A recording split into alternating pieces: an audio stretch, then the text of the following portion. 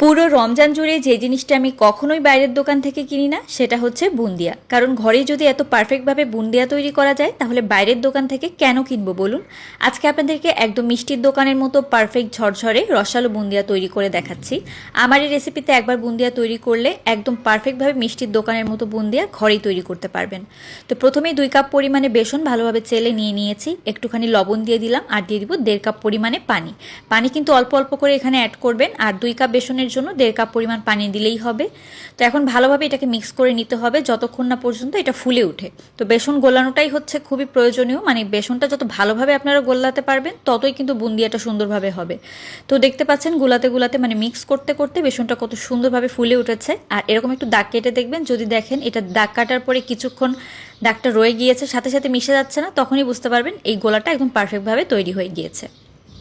তো এখন আমি 2 রকম যেহেতু কালার করব তার জন্য এখানে একটু লাল রং দিয়ে ভালো করে মিক্স করে নিয়েছি। তো এরকম 2টা চামচ লাগবে, একটা হচ্ছে বুন্দিয়া দেওয়ার জন্য মানে তৈরি করার জন্য, আর তার সাথে উঠে নেওয়ার জন্য। এবার আমি ভালোভাবে তেলটা গরম করে নিয়েছি, অল্প একটু দিয়ে দেখলাম, সাথে সাথে যদি বুন্দিয়াটা উপরের দিকে ভেসে ওঠে তাহলে বুঝতে পারবেন এই তেলটা একদম পারফেক্টভাবে রেডি। তো এখন আমি ভালো করে বুন্দিয়াগুলোকে দিয়ে দিচ্ছি, আর এভাবে দিলে দেখতে পাচ্ছেন কত সুন্দর গোল গোল বল তৈরি হয়েছে একদম মুক্তার দানার মতো। তো এভাবে কিন্তু বুন্দিয়াগুলোকে ভেজে নিতে হবে, একদম মচমচা করে ভাজবেন, তাহলে কিন্তু ভিতরে রসটা খুব ভালোভাবে ঢুকবে। আর মচমচা করে না ভাজলে কিন্তু বুন্দিয়ার ভিতরে রস ঢুকতে চাইবে না। অনেকে হয় কি দেওয়ার পরে উপরের দিকে একটু ফুলে উঠলে 2-3 মিনিট রেখে তারপর নামিয়ে ফেলেন, এটা কিন্তু একদমই করলে হবে না। বুন্দিয়া একদম মচমচা করে ভেজে নিতে হবে।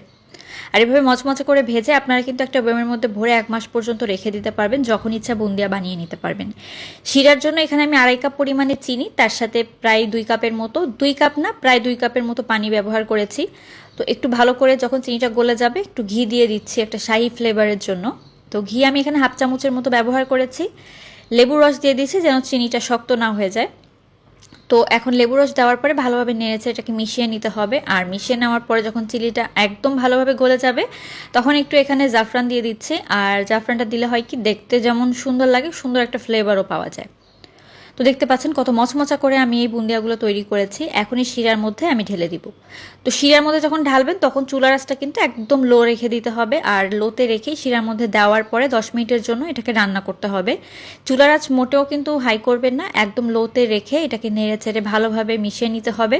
আর দেখবেন এইভাবে শিরাটা কমতে কমতে একেবারে কমে গিয়েছে, আর এই বুন্দিয়ার মধ্যে একদম রসটা খুব ভালোভাবে ঢুকে গিয়েছে। তো আমি প্রায় 10 মিনিটের মতো এভাবে নেড়েচেড়ে মিশিয়ে নিয়েছি। এখন যেটা করব, চুলাটা বন্ধ করে দিয়ে এটাকে ঢাকনা দিয়ে রেখে দেব প্রায় 10 মিনিটের জন্য। 10 মিনিট ঢাকনা দিয়ে রাখলে কিন্তু এই শিরা বাকি যতটুকু আছে ততটুকু ভিতরে একদম ভালোভাবে ঢুকে যাবে।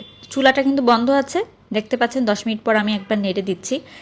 একদম সব শিরা বুন্দিয়ার ভিতরে খুব সুন্দরভাবে ঢুকে গিয়েছে, আর দেখতে পাচ্ছেন কতটা ঝরঝরে রসালো আর পারফেক্ট বুন্দিয়া তৈরি হয়ে গিয়েছে। প্রতিটা দানার মধ্যে কিন্তু একদম চিনি মানে শিরা খুব ভালোভাবে ঢুকে গিয়েছে, যেমনটা আপনারা দেখতে পাচ্ছেন।